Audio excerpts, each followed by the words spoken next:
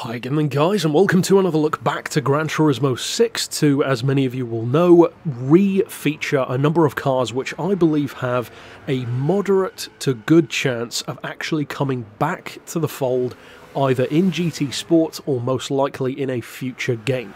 Vehicles which were already premiums, in some cases super premiums, with the fully detailed interior, much better graphics, better physics, chances are a better sound quality, and even sometimes some visual modifications as well. And this is one such vehicle.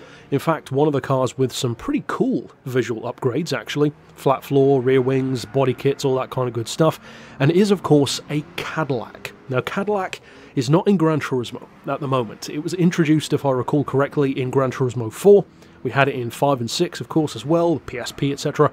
Now though, we don't have them, and although in the case of the Cadillac Cien, which of course was the first Cadillac for us to have in the game, and a pretty great one to start with actually, of course I would have liked the 16 even more, but the Cien is a phenomenal car. It's actually one of the quickest concept cars in Gran Turismo's history, very, very popular choice. In Gran Turismo 6 you used to see it all the time in top speed lobbies on Route X. It was a very deceptive car. But now we don't have it. Now that isn't too surprising. It wasn't a premium, it actually had pretty bad graphics in Gran Turismo 6 compared to many of the others. However, this one is not the same story. This is a more recent addition. I believe it was added in GT5 if I recall correctly, but I could be wrong, it could be GT6, I think it was 5 though. And that is of course the CTSV.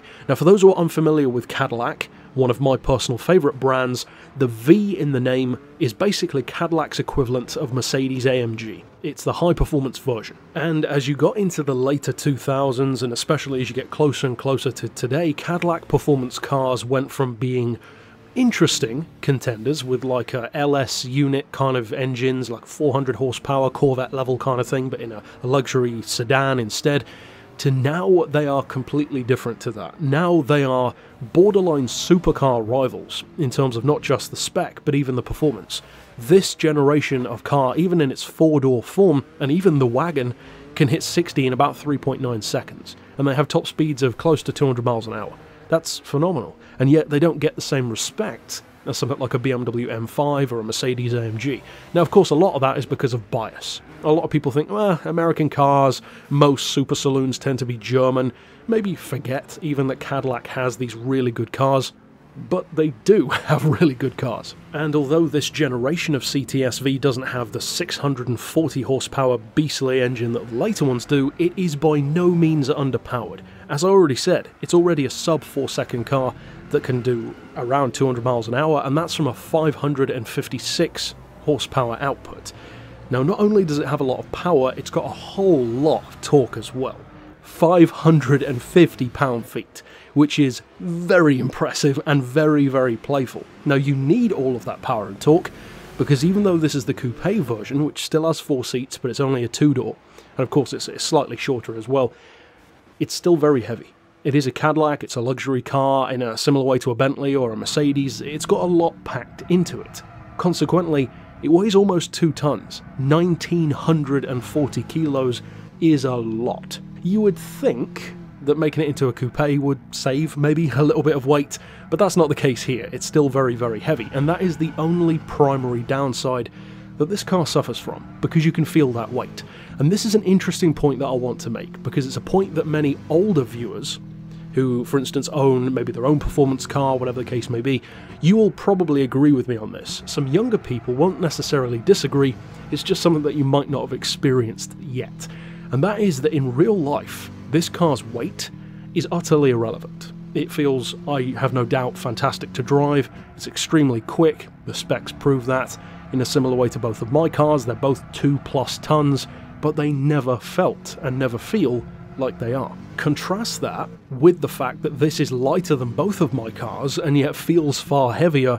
Well, of course the reason is because you are pushing a car far harder in a game than you would be in real life, and it's that circumstance, that very specific circumstance that a lot of people don't even think about, that can turn a car from being fantastic in real life and a car which you would fall in love with immediately to being something that you would hardly ever use in a game and think it doesn't even feel good sometimes. A vehicle that is just too heavy, maybe it has an amount of power that feels great in real life but not as much in the game. Another perfect example is the Tesla or the Fisker.